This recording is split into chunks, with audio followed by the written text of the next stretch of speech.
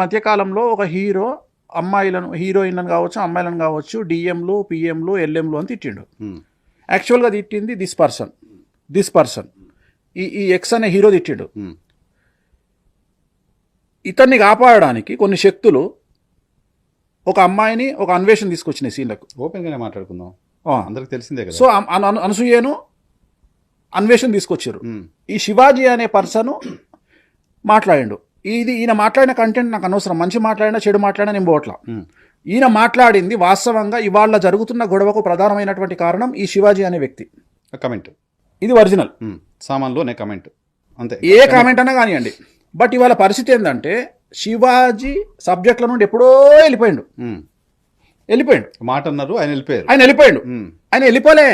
వెళ్ళిపోయేటట్టు ఇక్కడ పిఆర్ టీంలో ఇక్కడ జరిగినటువంటి ఒక పెద్ద ప్లానింగ్, ఒక మాస్టర్ ప్లాన్.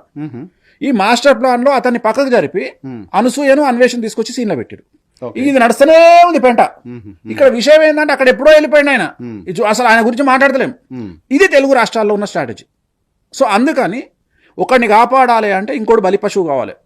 ఇక్కడ జరిగేది అదే. ఓకే, సో ఇప్పుడు శివాజీని కాపాడడం కోసం అనసూయని అన్వేషణ బలిపశువుని చేశారని మీ ఒపీనియన్? నా ఒపీనియన్ కాదు, ఇది జరగాల్సిందే తెలుగు రాష్ట్రాలు. శివాజీ చెప్పిన మాట నేను విన్నది, ఆయన మహిళా కమిషన్ దగ్గరికి వెళ్ళి వచ్చిన తర్వాత మాట్లాడిన మాట, నా పైన కొంతమంది మా వాళ్ళే కుట్ర చేశారని ఆయన మాట్లాడారు. ఎక్కడ జరగవు కుట్రలు? ఎక్కడైనా జరుగుతాయి కుట్రలు. కుట్ర జరిగితే ఆయన సఫర్ కావాలి కదా, సఫర్ కాలే కదా. ఆయన చాలా జాలీగా మల్లెపూల తోట నుండి బయటకు వచ్చినట్టు ఎస్కేప్ అయిపోయాడు కదా. అదే కామెంట్ వేణుస్వామి చేస్తే, అదే కామెంట్ వైఎన్ఆర్ చేస్తే. సో మీరు అబ్జర్వ్ చేయండి, కొంతమంది ఎన్ని కామెంట్లు చేసినా ఎల్ఎంలు డిఎంలు ఏం చేసినా వాళ్ళు సర్వైవ్ అవుతున్నారు.